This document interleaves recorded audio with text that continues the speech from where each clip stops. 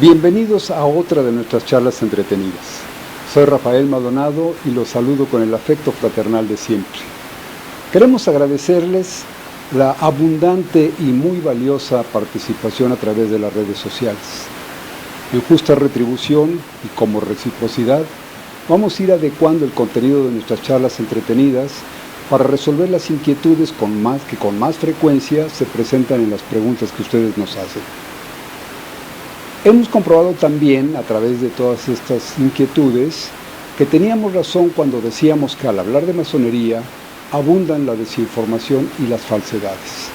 Por eso, reiteramos nuestro compromiso de evitar las conclusiones que se derivan de los prejuicios y de los dogmatismos.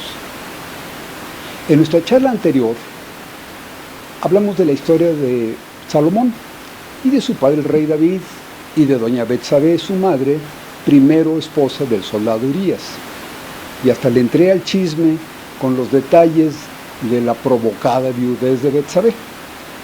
En esta ocasión vamos a entrar directo a la descripción de la construcción del templo.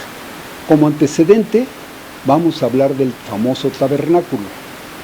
Y aquí aprovecho este momento para platicar con las personas que nos han mostrado inquietudes acerca de las relaciones entre el Vaticano y la masonería. Por causas históricas, los tiempos y los lugares en donde se escribieron los primeros reglamentos y las primeras liturgias en las que se basa la literatura canónica masónica, estamos hablando de finales del siglo XVII y hasta mediados del XVIII, se tomó como fundamento, como ejemplo, como modelo y como antecedente el famoso Templo de Jerusalén. Esto ha normado todo el hecho de la parafernalia y de todo el misticismo y de todo el simbolismo que hasta la fecha se utiliza en las logias masónicas. Por el ambiente que reinaba en la época, en esa época de la que les hablaba, la masonería se convirtió en cuna de la discusión filosófica. Sus primeros frutos, evidentemente, fue el grupo de los enciclopedistas del siglo XVIII, la Revolución Francesa, y posteriormente el positivismo de Comte y sus colegas del XIX. Esto nos da una idea, una fundamentación de épocas y de razones políticas que influyeron en la percepción de la institución masónica. En otra ocasión podremos abundar sobre el tema, pero por lo pronto dejémoslo como respuesta, lo anterior dejémoslo como respuesta, para que se sepa que nuestra explicación es real, que la institución masónica no es ninguna forma de iglesia, ninguna rama eclesiástica, ni tampoco es alguna secta evangelizadora. Aunque, bueno, sí reconocemos, hay en el mundo algunas logias formadas eminentemente por clérigos, así como también hay logias que están formadas casi absolutamente por militares, o por abogados, o por médicos, o por ciertas especialidades que van haciendo la participación gremial en cada una de las logias. Esto es por afinidad de profesiones y de intereses culturales. Así que, dicho esto, pasemos a lo que estamos tratando, el tabernáculo. En el libro de Isaías, de los capítulos 25 al 32 del libro de Isaías, se habla exactamente de las explicaciones, de las indicaciones que Dios le dio a Moisés para la construcción del tabernáculo. El tabernáculo era un templo, digamos, portátil, para preservar el Arca de la Alianza, la famosa caja hecha con madera de acacia y oro, en la que se guardaba tanto las tablas de la ley, escritas en piedra, grabadas en piedra por el mismísimo Dios, y la menorá, el candelabro de 7 luces, hecho también por supuesto en oro y bajo las condiciones y las indicaciones que Dios le dio a Moisés. Bueno, pues este tabernáculo, al llegar a Jerusalén, se sustituye con la construcción del templo, que ya va a ser una edificación fija para sustituir al tabernáculo portátil. Esto se hace también de acuerdo con las indicaciones precisas que Dios le ha dado a Moisés en el Sinaí. ocurre la construcción en lo que se llamaba el Monte Moriah. Actualmente se conoce al Monte Moriah, se recuerda en primer lugar en el texto bíblico, porque fue el lugar en donde Abraham estaba a punto de degollar a su primogénito. Algunos dicen que Isaac, otros dicen que Ismael, pero cuando un ángel le detuvo el brazo y le ordenó que cambiara la víctima, en lugar del primogénito, por un borrego que tenía los cuernos atorados en un matorral cercano.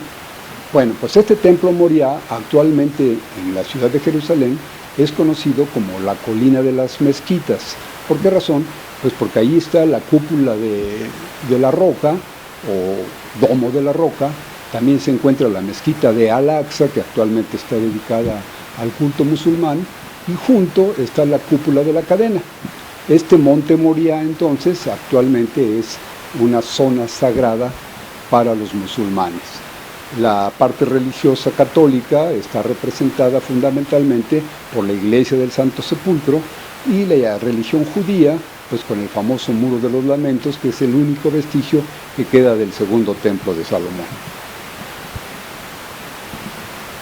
Una opinión muy personal es que Salomón y su templo y los monumentos que lo rodearon durante aproximadamente 400 años, hasta que lo destruyó el emperador babilónico Nabucodonosor, ha sido objeto así como de una idealización.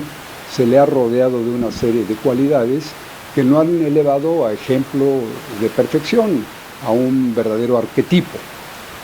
Pero con nuestro compromiso hecho con ustedes de evitar los dogmatismos y los prejuicios, me gustaría invitarlos a analizar algunas cifras. Miren, según la metrología usada en la Biblia, ellos hablan de codos y de otras unidades. El templo de Salomón medía aproximadamente 20 por 60 codos. Esto es aproximadamente unos 9 por 27 metros. Lo cual nos da una idea de que pues, no es así tan portentoso como pudiera imaginarse, sobre todo si lo comparamos con otros edificios. Por ejemplo, si lo comparamos con la pirámide de Keops, la gran pirámide de Egipto, esta mide aproximadamente 400 por 400 codos en su base. Es decir, estaríamos hablando de que podría contener unas 130 veces al templo de Salomón. O bien, la Catedral Metropolitana de la Ciudad de México. Esta Catedral Metropolitana de México mide 60 metros de ancho por 130 de largo. Con esas dimensiones estaría cabiendo fácilmente, podría albergar unas 30 veces el templo de Salomón. La pirámide de Keops, construida más o menos en el año 2550 a.C., el templo de Salomón, construido en el 960 a.C., y la Catedral Metropolitana de la Ciudad de México entre 1550 y 1650 de nuestra era. Así que esto pues, nos da una idea y nos permite evitar los prejuicios de decir pues era realmente portentoso. Similares cualidades le atribuyo a Salomón. Creo que también en cuanto a sus conocimientos y su sabiduría, pues ha sido un poquitín exagerado. Se dice, por ejemplo, que su padre, el rey David, conocía el lenguaje de los pájaros y se lo enseñó a Salomón. Al conocer el lenguaje de la naturaleza, Salomón alcanzó los misterios de la magia y pues, se dice que adquirió una gran sabiduría y una gran comprensión del espíritu humano. O sea que esto podrían ser las cualidades de Salomón. En ocasiones posteriores regresaremos a este tema de la sabiduría de Salomón y de sus libros mágicos, en los cuales pues, hay recetas maravillosas de hechizos y algunas recetas de exorcismos y curaciones. Esto nos llevaría hasta uno de los símbolos más importantes del ocultismo, que es la pentalfa, la famosa estrella de 5 puntos, la poderosa estrella de 5 puntos, que se conoce también como sello de Salomón. Y otro aspecto importantísimo de Salomón, fascinante, es su historia amorosa, porque se dice que el pillín de Salomón desposó con 1.000.000 de mujeres, entre ellas la hermosa y misteriosa reina de Saba. Así que en otra ocasión hablaremos de Salomón en el aspecto mágico y en el aspecto amoroso. Regresemos al estudio del templo porque estamos hablando de la Biblia. También les ofrezco que en otra ocasión vamos a ahondar en el estudio científico y metódico de la Biblia, lo cual nos lleva a toda la doctrina cabalística. Lo trataremos en alguna ocasión y ustedes nos van a ir dando la pauta con sus intervenciones en las redes sociales. Bien, al hablar del templo de Salomón, creo que uno de los temas importantísimos es la famosa orientación. Algunos autores aseguran que estaba orientado con la puerta de entrada hacia el oriente, es decir, la puerta de entrada del templo miraba hacia el sol al amanecer. Otros, en cambio, dicen que no, que la puerta de entrada miraba hacia el poniente y se penetraba al templo desde el poniente para alcanzar el interior donde estaba el Sancta Sanctorum o Sanctum Sanctorum. En hebreo se pronuncia algo así como Kodesh HaKodashim, en inglés Holy of Holies, y en español se traduce como el Santo de los Santos o el lugar santísimo. Este lugar se alcanzaba entrando entonces por el poniente y avanzando hacia el oriente. Esta orientación es la que ha dado lugar, digamos, a la orientación oficial en las liturgias masónicas, de poniente a oriente. En el capítulo 11 del libro de Isaías se toca otro tema importantísimo. Dentro del simbolismo masónico, dentro de la ritualística masónica, hay un aspecto muy interesante que es la numerología. Y entre los números sagrados o místicos o cabalísticos que se encuentran en el simbolismo de los templos masónicos, destaca el número 7. Porque el número 7 es, entre otras cifras, entre otras razones de su importancia, que fue el número que Yahvé utilizó para diseñar muchas de las cosas que en la Biblia se marcan. Entre otras, y la más importante, es la menorá, el candelabro de las 7 luces, y el orden en que se debían de encender. Les cito textualmente este capítulo 11 del libro de Isaías porque creo que es interesante. Dice: y sobre él, es decir, sobre el candelabro, reposará el Espíritu del Señor. Espíritu de sabiduría y de inteligencia, espíritu de consejo y de poder, espíritu de conocimiento y de temor del Señor. Hasta aquí la cita del capítulo 11 del libro de Isaías. Si le creemos a Flavio Josefo, el historiador antiguo, Filón el judío y Clemente de Alejandría afirmaron que las 7 luces de la menorá representaban los 7 planetas clásicos en este orden: el Sol, la Luna, Mercurio, Venus, Marte, Júpiter y Saturno. Estos son los planetas clásicos y nos dan una idea muy interesante acerca del orden de encendido de las luces, pero además influyen en el orden de los banquetes, en el orden de los brindis con que los masones celebran sus fiestas solsticiales. O sea que creo que es un tema interesante. Nos falta hablar tanto de las dimensiones de los templos. Esto es muy interesante porque el templo filosófico, el templo masónico, se considera como una representación del universo. Y en esa situación, de considerado como una representación del universo, se dice que su longitud es de norte a sur. No, disculpen.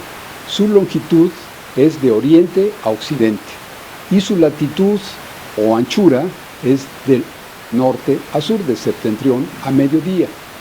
En estas consideraciones pensaríamos justamente en que es infinito, pero una bellísima alegoría que solo es entendible por las personas que se adentran en el estudio del simbolismo masónico, nos demuestra que esas dimensiones universales se contraen, se retrotraen hasta el ser interno de los iniciados.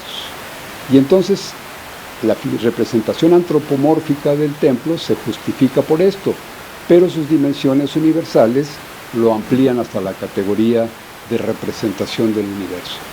En este sentido, estaríamos explicando la razón por la cual del cuadrángulo del lugar, el cuadrángulo del edificio, del local en donde se llevan a cabo las representaciones masónicas, se pasa al triángulo de las dirigentes o de las luces, y este triángulo reserva uno de sus vértices para el oriente, para el principal de las luces, y el poniente y el sur para las otras dos.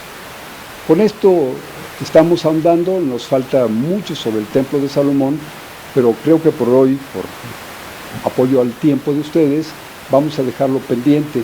Les agradezco mucho su colaboración, les espero a través de nuestras redes sociales y en la próxima de nuestras charlas entretenidas. Yo soy Rafael Maldonado y les dejo mi abrazo fraternal.